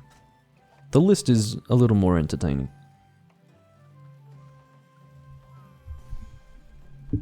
The crossover monster was Behemoth, and I didn't find that fight fun. It was a very difficult fight, but to be honest, the difficulty of it didn't really feel like Monster Hunter. It's because it was a monster that was brought from Final Fantasy, whatever it was, Final Fantasy 14, I think. I don't think it was 15. Maybe it was 14, 15. I don't remember anymore. I've lost track of the Final Fantasy iterations, forgive me. But seriously, it didn't feel like a Monster Hunter monster, and that affected my ability to enjoy it a little bit. I'm sure that something had been changed with that monster to make it fit with Monster Hunter World as a game, like in terms of game mechanics, but it still didn't feel quite right. I didn't like the way the fight took place. But it was, it was quite challenging. I remember that.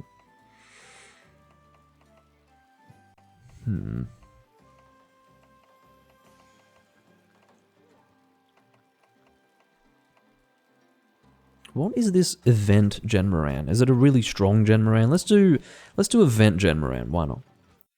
Let's find out if it's a really strong Genmoran. I'm assuming that it is, so I am ready to beat on it. I'm very much in a Genmoran mood. I don't know about any of you, but why not?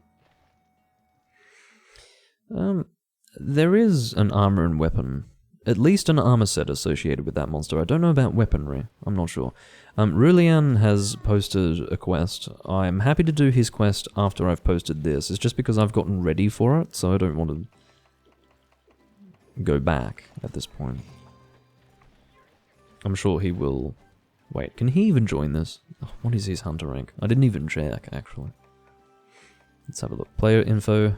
Rulian, he is HR 4. I don't think he can join this. This is probably HR 6 requirement. Or maybe HR 5. HR 6. Well, I do feel bad for him, but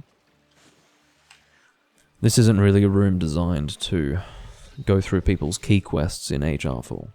So, it is what it is.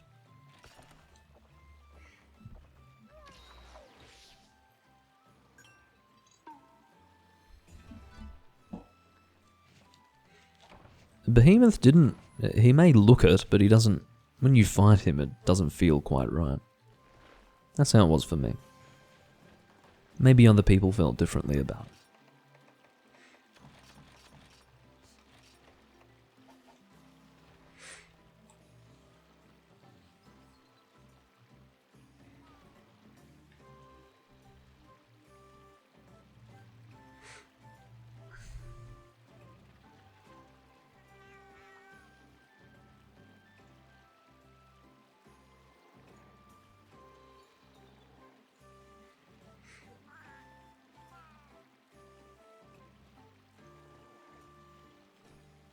Actually, how long have I been live for? 1 hour and 50 minutes. I think it is safe to say that this will be our last hunt. This should go for about 15 to 20 minutes. I actually don't know. Probably 20 minutes. It could even be 20 to 25. If this is the event Genmoran, I will assume that it has more health. So therefore I will assume that if we are 3-manning it, it will take a little bit of time. I can see that they are gunning. I'm sure that they will bring sufficient ammunition to gun the monster down successfully. But, yeah, it might take a little bit of time. We'll see.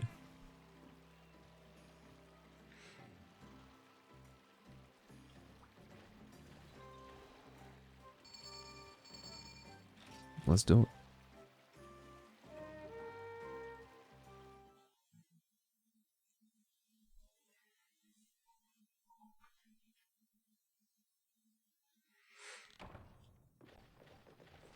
Oh. I'm trying to access the box. That was not an immediately successful venture. And I might as well bind. I usually, you know, choose not to take on that responsibility. But today, I'm in a bit of a different mood. I don't know why. I guess after my experience in Monster Hunter Tri, I'm just not in the mood to push that responsibility onto others. Because sometimes they fall short of my expectations. Not that those expectations are particularly exacting, it's just that not everyone knows the timing of when to bind. The Portable Third is actually getting a new translation, P-Berry. I don't know if you're asking that because you feel like you've heard that before, or if you're just asking it purely because it's been a while since it had its last translation. The translation that I'm using at the moment was finalized in 2013. That was when it got its last update, which was probably around the time I started emulating it for the first time. Prior to that point, I was playing it on PSP. Now, the gentleman who goes by the name of Incognito Man, which is definitely an online handle that I can respect, is apparently involved. I don't know if he's solely involved, but he is the driving force behind a new update, a new patch for Portable Third that will fully translate everything. It will be done from scratch. He's the person behind Freedom Unite Complete, which I make use of course. And yeah, he is apparently working on this game now. I think he's finally done with butchering Freedom Unite. I love his original work. You know, the first Freedom Unite Complete was great, but I told him with great power comes great responsibility, and in my opinion he has been fucking around with that game a little bit too much. I think he's been modding it a bit too much and releasing it to a community of people who might not know better. Okay? You know, I think of... well, actually, no, come to think of it, they're probably capable of making their own decisions, because the real riffraff of the free-to-play community are the people who play on mobile devices. I'm going to be honest with you. The people who play with computers are generally a little bit more sensible. But still, there was a bit of a hullabaloo about some recent changes made to Freedom Unite by the Freedom Unite Complete patch, and I also feel I have mixed feelings about it. I will not go into details in this recording about what those changes are, or how I feel about them. But I will tell you that one example is the ability to be able to kill Lao Shan Lung before he reaches the final area. And that's the extent to which things can actually be changed in FU Complete. So, anyway, he's now turned his sights onto Portable Third. Hopefully he won't make huge changes, just basic quality of life improvements is really all that's needed, and then also a full translation would be excellent. Kakalang has chosen to ping to tell us to jump off. I actually would have liked to have gotten to the other side there, but it's fine. It was never an argument, Hossein. There were two... the first time that I had talked to him was during my simul stream with Baines, which was, I think, some time ago now. Was it 2 years ago or 1 year ago? I don't remember. But yeah, that was my initial discussion with him, and that got quite heated. I became very passionate during that exchange, but after that, it was... all further discussions were just fairly standard. But yeah, as far as... look, I will say that I very much appreciate people who have the inclination to do so, giving these older games some attention. I just don't think Monster Hunter is the sort of series that needs a very liberally minded modding presence. You know, this isn't a fucking Bethesda game, okay? Like, we don't need that. So, I'm not saying that that's what he was proposing, it's just that at a certain point you have to say, where do you draw the line? And I think it's important to realize that you can cause an irrevocable change to the way people... What the hell was that? You fucking gonged him, why? Why there? Okay, well the protocol is bind for the charge, gong for the body slam, but that's alright. It's not that gong is unacceptable, it's just that when you deviate from that standard, it causes confusion like you just saw. That's the thing. You can gong for that if you want, because the thing is you can also bind for the body slam, but I don't know, maybe I'm talking about a try standard here. Maybe it's not reflected in Portable Third. It doesn't matter.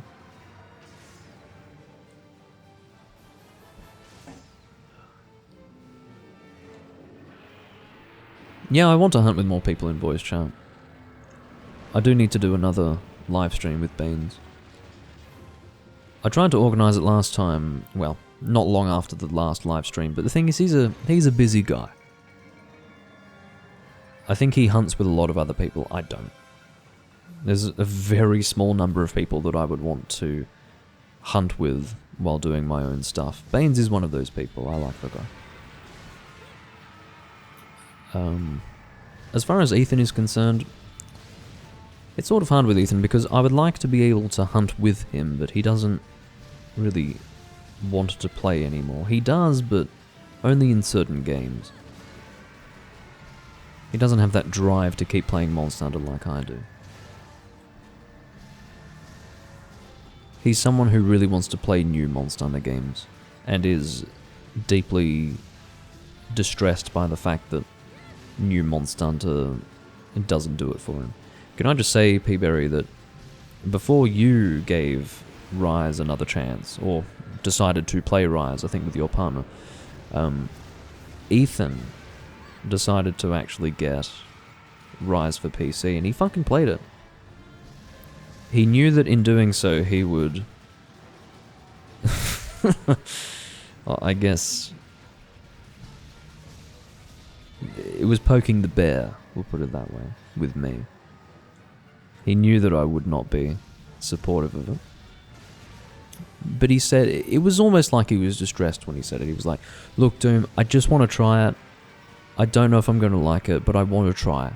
I just want to give it another chance. And then, I'll tell you what, he came back more bitter than he was before. He was so fucking disappointed. He was heartbroken. He was just like, it's so bad. It's so terrible. Just everything about it. And of course, he did the rant. He gave me the rant. And I just, sat there nodding my head. I understood it. It was everything that I had identified initially, but he was feeling it more in a more visceral and current way, whereas for me, it's starting to dull over time. Like, not really. I mean, I suppose my rage hasn't dulled, but all of the details of what used to piss me off in Rise are starting to disappear because it's been 2 years now. So, the detail of what's wrong with Rise is not really there in my mind, but the dissatisfaction is just as strong because my perspective hasn't changed on Monster Hunter, and I do know that it totally offended my sensibilities back when I played it when it came out, so my memory of that sentiment causes me to continue to hate it to this day. But yeah.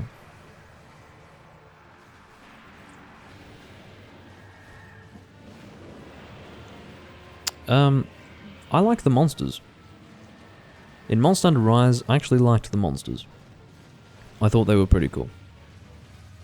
And I enjoyed them. I was severely disappointed to find that the monsters and the weapon designs, like the actual graphic design of the weapons, were really cool. And then everything else was just an absolute dog's dinner. It was like they let a toddler loose on the drawing board and they just started scribbling. That's what it was like. It was as if they had made these lovely monsters, really cool, really inspired in their design. And the weapon designs were awesome too. I loved the locales. The locales were excellent. That was probably the most fun that I had in Monster Hunter Rise. Just exploring those locales, they were really nicely designed. But then whatever they had made that was nice, some toddler fucking came and scribbled all over him. So, what that ultimately meant was that all of those nice things that I mentioned were marred by fundamental aspects to the game that were ruined. Fundamental aspects. Which therefore meant that the fact that the monsters were cool, and that the weapon designs were cool, and that the locales were amazing, unfortunately still resulted in what was for me a complete insult. A complete insult. It was a sickening insult of a video game. I couldn't believe it. They surpassed my wildest dreams. I could never have imagined that Capcom was capable of coming out with such bile. Couldn't have imagined it. But they did. Well, it won't be, Wonderlord. You can hope. But it won't be. Because improving upon what Rise did wrong is neither necessary nor profitable. And we know what is Capcom's driving force at this stage.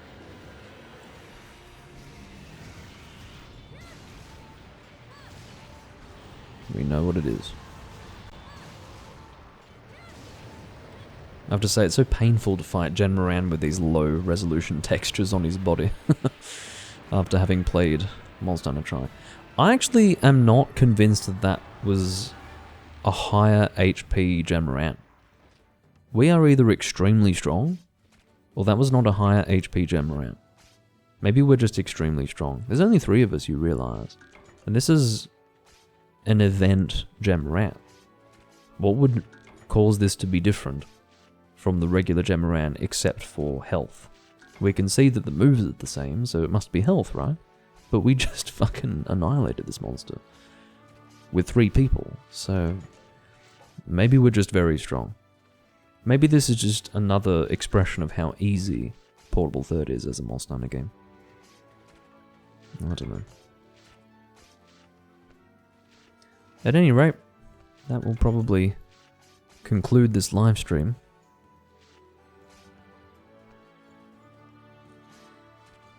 It's always good to have a laid-back whale fight.